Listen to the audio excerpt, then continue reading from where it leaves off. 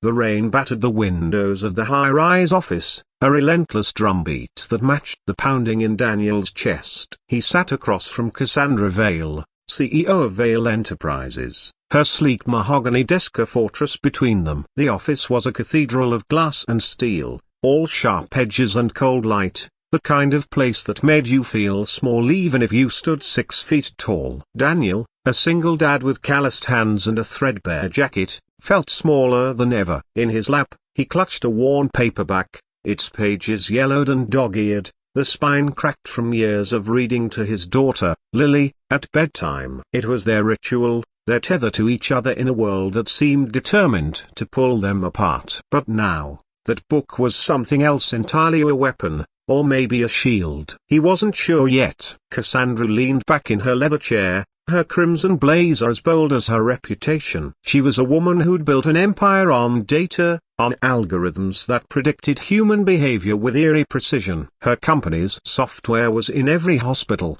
every school, every government database, quietly shaping lives. She had a smile that could charm a snake, and eyes that could skin it alive. Right now, those eyes were fixed on Daniel, amused, almost playful, as if he were a puzzle she'd already solved. "You're telling me," she said, her voice smooth as polished stone, "that you, a mechanic from nowhere, Ohio, have evidence that my company's algorithm is a what? Rigged? Malfunctioning?" She laughed, a bright, cutting sound that filled the room. "Mr. Harper, I've seen conspiracy theorists with better stories, and they usually have PowerPoints." Daniel's jaw tightened. He wasn't a conspiracy theorist. He wasn't even a high school graduate. What he was a father who'd spent the last 6 months watching his daughter waste away in a hospital bed, her leukemia diagnosis a death sentence unless she got the experimental treatment Vale Enterprises controlled. The treatment was locked behind their algorithm, a system that decided who lived and who didn't based on data points Daniel couldn't begin to understand. Lily had been deemed low priority. Too poor, too rural, too unlikely to generate societal value. That's what the rejection letter said,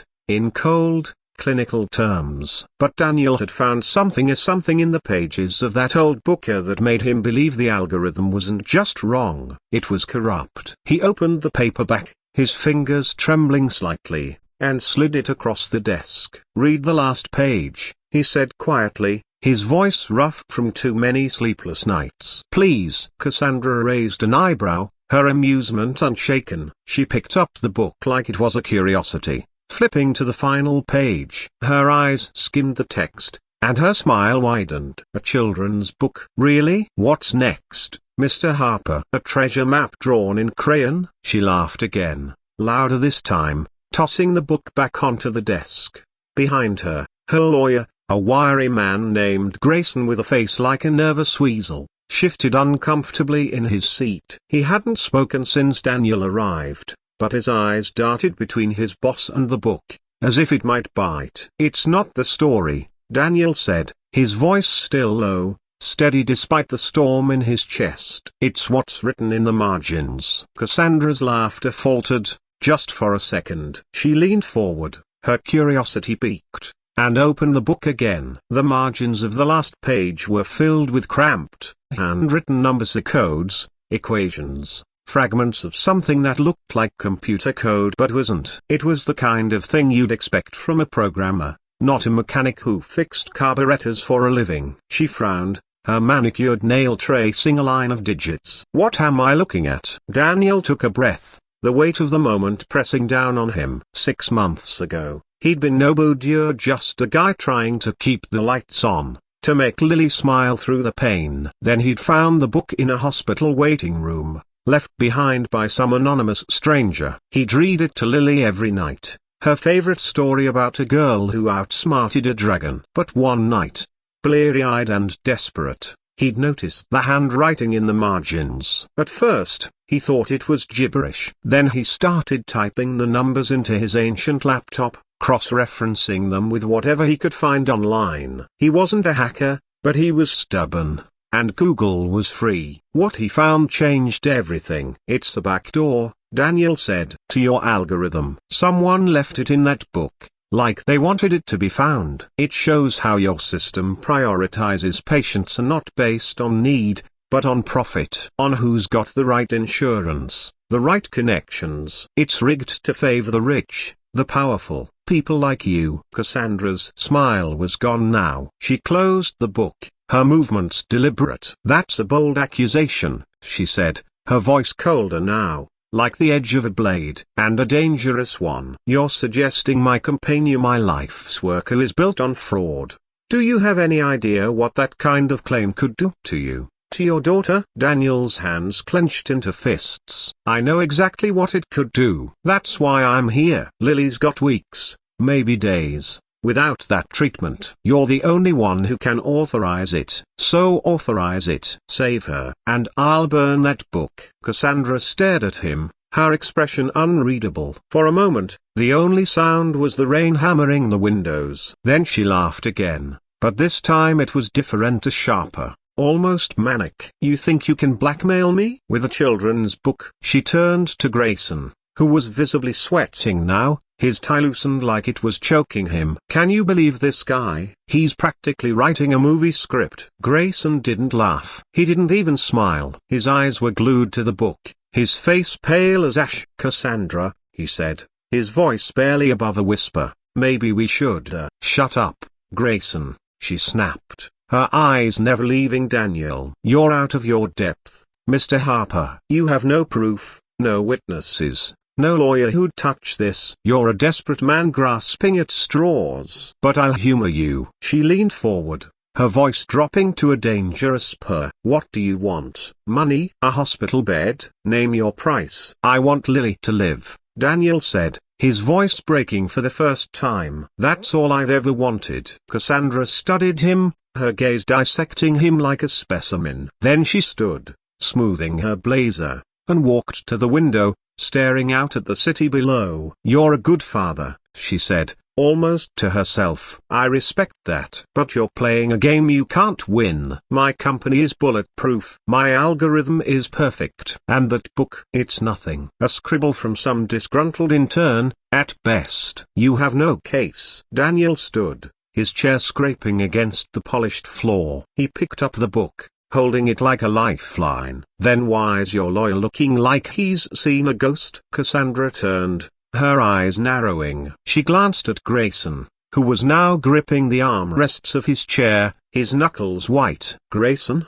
She said, her tone dangerously soft. Is there something you want to tell me? Grayson swallowed, his Adam's apple bobbing. It's nothing, Cassandra. He's bluffing. He has to be. But Daniel saw the fear in Grayson's eyes, the kind of fear that comes from knowing you've been caught. He didn't know the whole story, not yet, but he knew enough. The codes in the book weren't random. They were a map to the truth, and Grayson knew it. Daniel tucked the book under his arm, his heart racing but his resolve unshaken. I'll give you 1 day, he said. Authorize Lily's treatment, or I take this to the press, to the FBI, to anyone who'll listen. Cassandra's laughter rang out again, but it was brittle now, like glass about to shatter. You're adorable, she said. Go ahead. Dry. You'll be buried in lawsuits before you can say a bedtime story. Daniel didn't answer. He turned and walked out, the book heavy in his hands, the rain louder than ever. He didn't look back,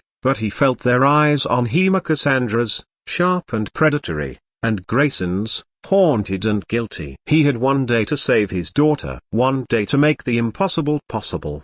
The hospital smelled of antiseptic and despair, a sterile purgatory where time seemed to slow. Daniel sat beside Lily's bed, the paperback open in his lap. She was asleep, her small chest rising and falling under the thin hospital blanket, her face pale but peaceful. At 8 years old, she was all he had left in the world, his reason to keep going, to fight battles he was never meant to win. The codes in the book had brought him to Cassandra's office, but they hadn't saved Lily yet. He needed more air, more proof, more leverage, more time. His phone buzzed, a text from an unknown number. Meet me at the diner on 5th, midnight. Come alone. No signature. No explanation. Daniel's gut told him it was Grayson. The lawyer's pale face had been a giveaway.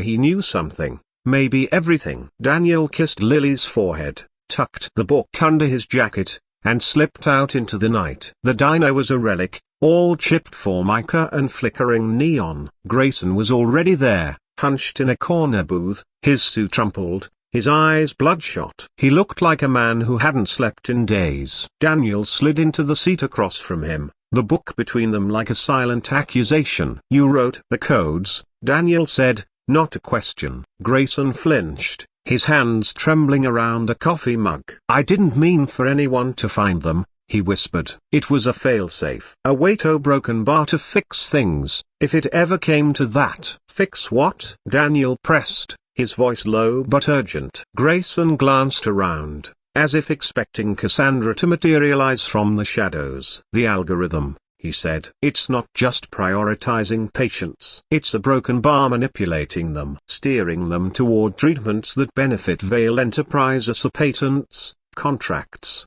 stock prices. It's been doing it for years. I helped build it, but I didn't know how far she'd take it." Daniel's blood ran cold. "And Lily?" Grayson looked away, shame etched into his face. "She's collateral damage. The system flags kids like her as low value. It's not personal. It's just a broken bar numbers." Daniel's fist clenched under the table, but he kept his voice steady. "You can make this right. Come forward. Testify." Grayson laughed, a hollow, broken sound. "You don't know Cassandra. She'll destroy me. My career.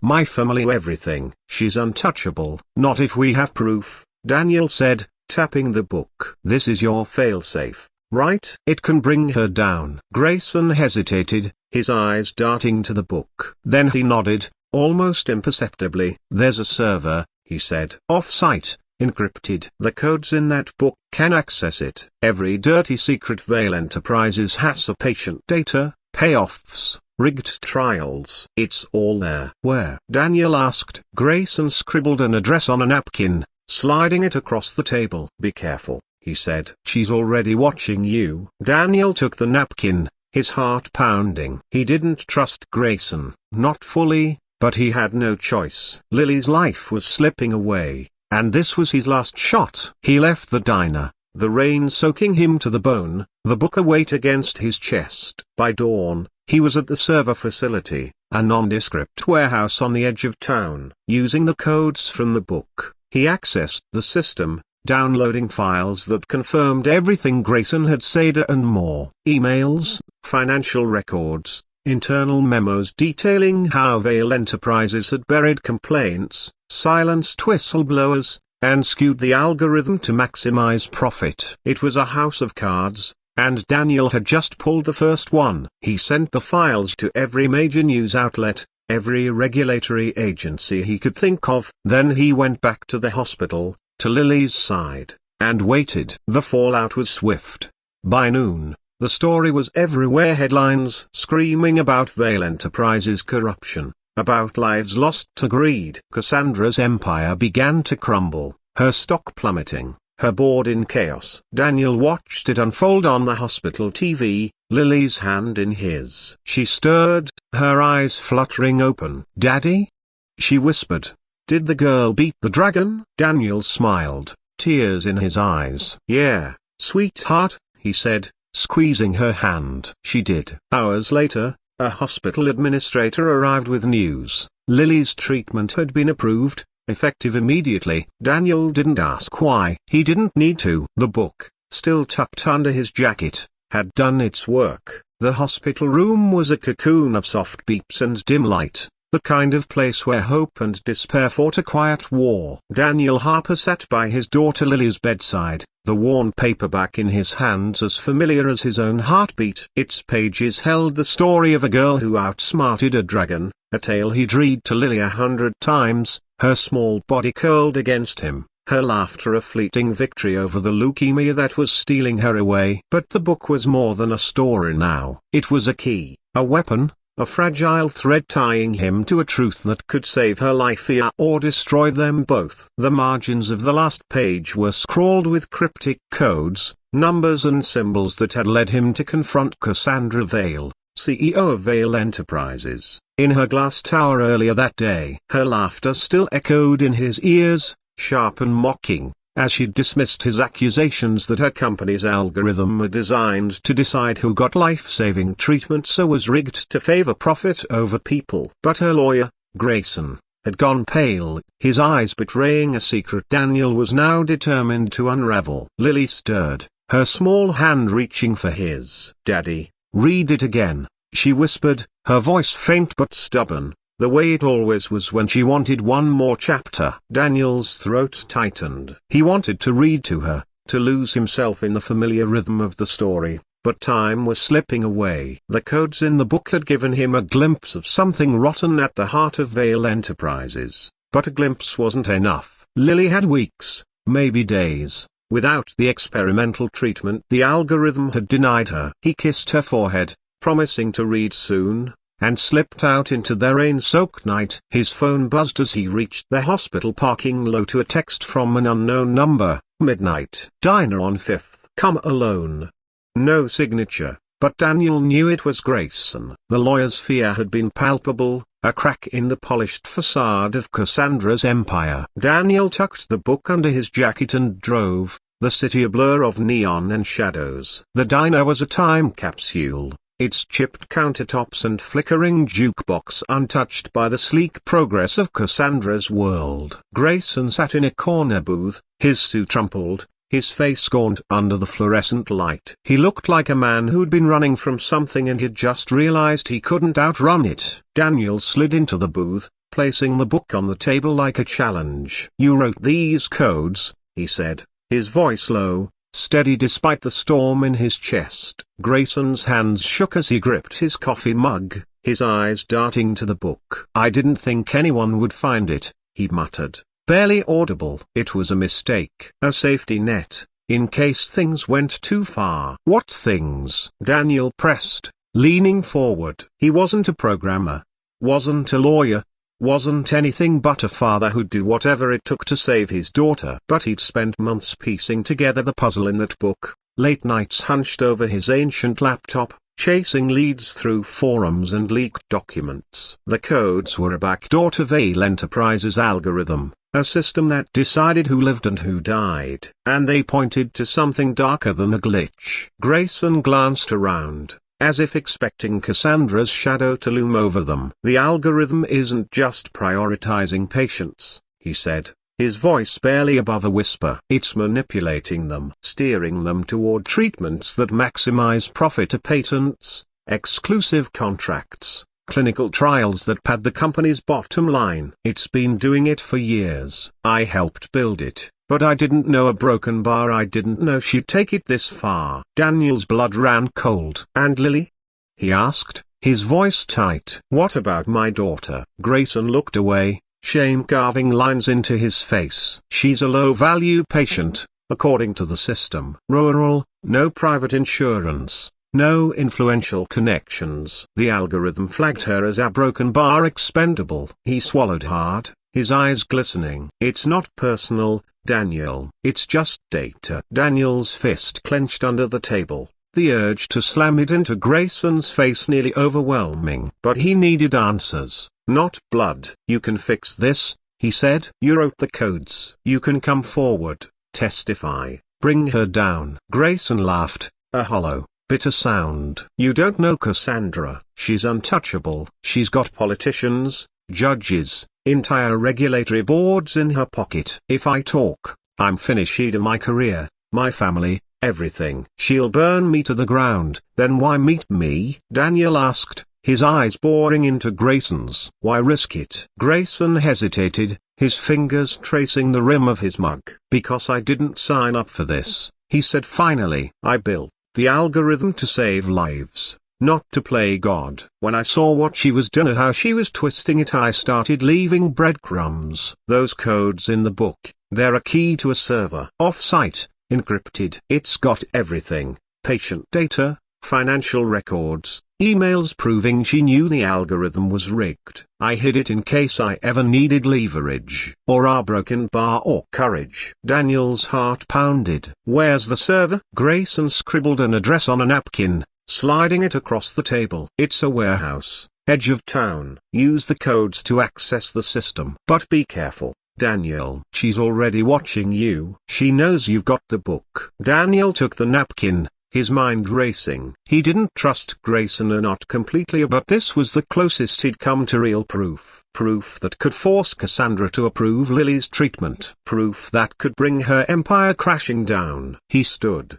tucking the book under his jacket. "If you're lying," he said, his voice low and dangerous, "I'll find you." Grayson didn't meet his eyes. "I'm not lying," he whispered. "But I'm not a hero, either." "You're on your own." Daniel left the diner, the rain soaking him to the bone, the napkin burning a hole in his pocket. He drove to the warehouse, a squat, nondescript building surrounded by chain link and rust. The codes from the book worked, just as Grayson promised, granting him access to a terminal in a dimly lit room that smelled of dust and metal. His hands shook as he typed, the screen filling with files that laid bare the rotted Vale Enterprises core. Emails from Cassandra herself, approving changes to the algorithm to prioritize high-value patients. Financial records showing kickbacks from pharmaceutical companies. Internal memos detailing how complaints were buried, whistleblowers silenced,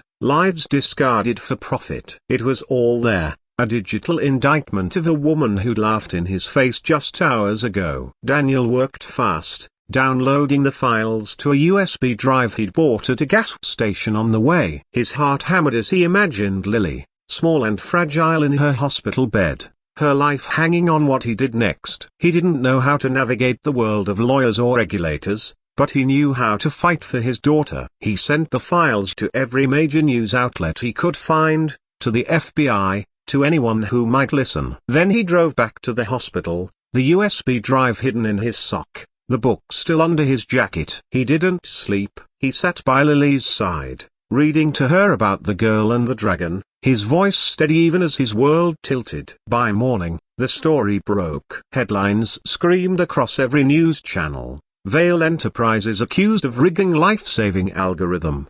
Social media erupted, posts on X calling for Cassandra's head, for justice, for answers. Daniel watched it unfold on the hospital TV, Lily's hand in his, her breathing shallow but steady. The stock market ticker showed Vale Enterprises shares in free fall, investors fleeing as regulators announced investigations. Cassandra's face was everywhere, her polished smile replaced by a grim line as she was photographed leaving her office, flanked by security. Daniel's phone buzzed again, another unknown number. He answered, expecting Grayson, but it was a reporter from the Times, her voice urgent. "Mr. Harper, we got your files. We're running the story, but we need to talk. Can you confirm?" He hung up. He didn't want fame, didn't want interviews. He wanted Lily to live. Hours later, a hospital administrator appeared in the doorway, her expression a mix of awe and nervousness. "Mr. Harper," she said, "I don't know how you did it, but Lily's treatment has been approved. Effective immediately." Daniel's breath caught. He looked at Lily, who was awake now, her eyes bright despite the shadows under them. "Did the girl beat the dragon, Daddy?" she asked, her voice a whisper. He smiled, tears spilling down his cheeks. "Yeah, sweetheart," he said, squeezing her hand. She did. The days that followed were a blur. Lily started the treatment, her strength returning in small, precious increments. Daniel stayed by her side, reading from the book, its pages now a relic of a battle he'd barely believed he could win. The news kept coming. Cassandra was arrested, charged with fraud, conspiracy, and worse. Grayson had vanished, rumored to have cut a deal with prosecutors, his testimony the final nail in Vale Enterprises' coffin. The company's board scrambled to distance themselves, but the damage was done. Lawsuits piled up, patients came forward with stories like Lily's, and the algorithm was dismantled, its code laid bare for the world to see. Daniel didn't care about the headlines. He cared about Lily's laugh, about the way her eyes lit up when he read the part where the girl tricked the dragon into flying away. He cared about the future they might have now, one he'd clawed back from the jaws of a system that saw them as nothing. The book stayed on the nightstand, its codes no longer a secret but a reminder. Sometimes, the smallest things of a father's love, a scribbled note could bring down an empire.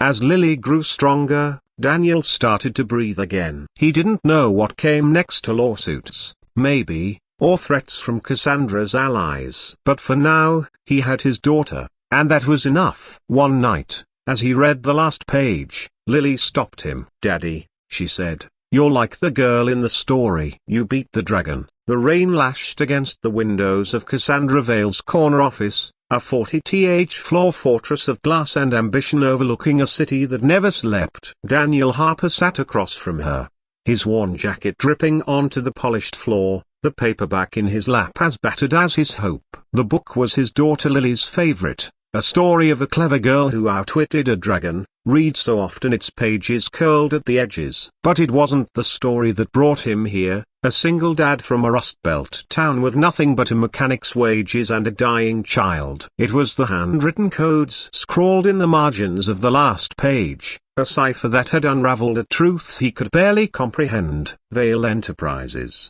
Cassandra's empire, controlled an algorithm that decided who got life-saving treatments like the one Lily needed for her leukemia. The algorithm had deemed her unworthy, a low-priority case, too poor matter. But those codes suggested something worse. The system wasn't just cold, it was corrupt. Cassandra leaned back in her chair, her crimson blazer sharp against the sleek office, her smile a blade disguised as charm. She was a titan. Her company's software woven into hospitals, governments, lives are predicting, prioritizing, profiting. "Mr. Harper," she said, her voice smooth as silk, "you think a children's book is going to bring me down? You, a man who fixes cars for a living, accusing me of what? Rigging a system that saves millions?" She laughed, a bright, cutting sound that echoed off the glass walls. "This is almost entertaining." Daniel's hands tightened around the book, his knuckles white. He wasn't a scholar or a hacker,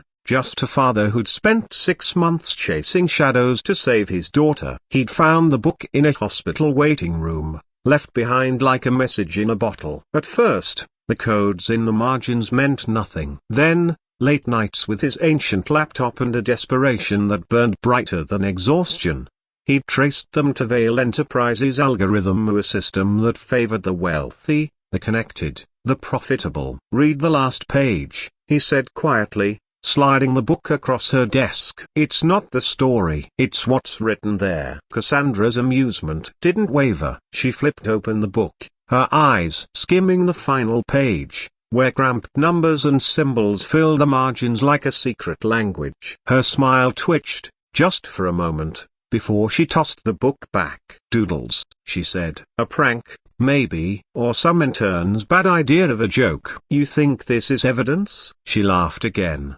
louder, leaning forward. "You're out of your league, Mr. Harper. Go back to your garage."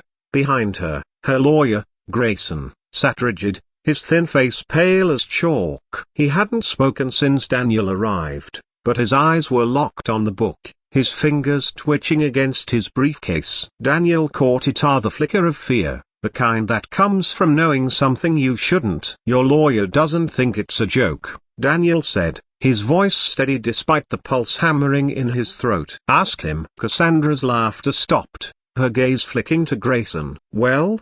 she said, her tone sharp enough to cut glass. "Is there something I should know?" Grayson cleared his throat, his voice barely audible. "It's nothing, Cassandra." "He's bluffing." "He has to be." But Daniel saw the lie in Grayson's eyes, the sweat beading at his temple. He stood, tucking the book under his arm. "You've got 1 day," he said. "Authorize Lily's treatment, or I take this to the press, the FBI, anyone who'll listen." He didn't wait for her response. He walked out, the rain swallowing his footsteps, the book a heavy promise against his chest. Cassandra's laughter followed him, but it was Grayson's silence that lingered. The hospital was a maze of antiseptic corridors, each one a reminder of how close Lily was to slipping away. Daniel sat by her bed, her small hand lost in his, the paperback open to the dragon story she loved. She was asleep, her breathing shallow, her 8-year-old frame fragile under the hospital blanket. The codes in the book had brought him to Cassandra's office, but they hadn't saved Lily yet. He needed more air proof,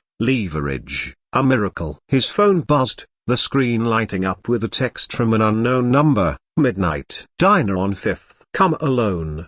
No name, but Daniel knew it was Grayson. The lawyer's pale face had been a crack in the armor of Vale Enterprises, and Daniel was ready to pry it open. The diner was a relic, its neon sign buzzing fitfully, the air thick with grease and coffee. Grayson sat in a corner booth, his suit wrinkled, his eyes hollow, like a man who'd seen his own grave. Daniel slid in across from him, placing the book on the table like a loaded gun. You wrote the codes, he said, not a question, his voice low but unyielding. Grayson flinched, his hands trembling around a chipped mug. I didn't mean for it to be found, he whispered, his voice cracking. It was a failsafe. A way to broken bar to undo things, if they went too far. Undo what? Daniel leaned forward, his eyes boring into Grayson's. He wasn't a tech genius.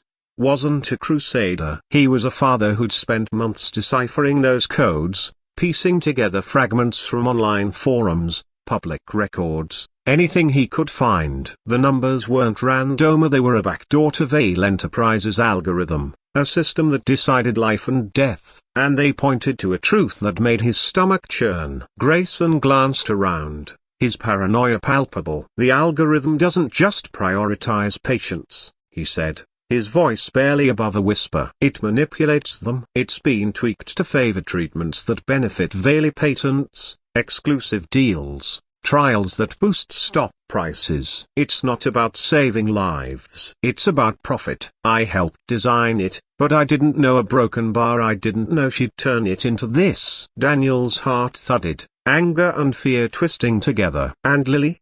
He asked, his voice tight. My daughter? Grayson looked away, his face crumpling. She's low value, according to the system. No private insurance, no social capital, no a broken bar return on investment. The algorithm flagged her as non-priority. It's not personal, Daniel. It's just numbers. Daniel's fist clenched, the urge to lash out nearly overwhelming. But he needed Grayson, needed what he knew. You can make this right, he said. You wrote those codes. You can testify. Bring her down. Grayson's laugh was bitter, broken. You don't know Cassandra. She's got every ear, senators, regulators, media. If I talk, I'm done. My career, my wife, my kids are gone. She'll bury me. Then why are you here? Daniel asked, his voice sharp. Why risk meeting me? Grayson's eyes met his, haunted. Because I can't sleep anymore, he said. I built something to help people,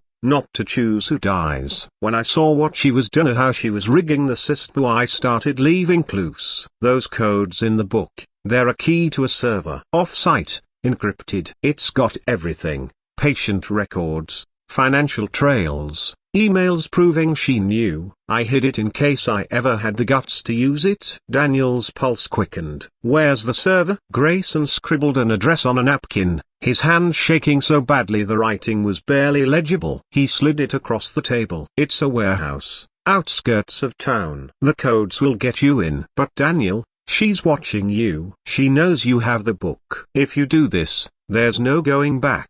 Daniel took the napkin, his mind racing. He didn't trust Grayson, or not fully, but this was his only shot. Lily's life was slipping away, and those codes were his last card to play. If you're lying, he said, his voice low and dangerous, I'll find you. Grayson didn't look up. I'm not lying, he muttered. But I'm not brave, either. You're on your own. Daniel left the diner, the rain cold against his skin, the napkin tucked into his pocket like a grenade. He drove to the warehouse, a hulking shadow on the edge of the city, surrounded by rusted fences and silence. The codes worked, unlocking a terminal in a dusty room lit by a single flickering bulb. His hands shook as he typed, the screen filling with files that laid bare Vale Enterprises' sins. Emails from Cassandra, approving changes to the algorithm to prioritize high-value patients.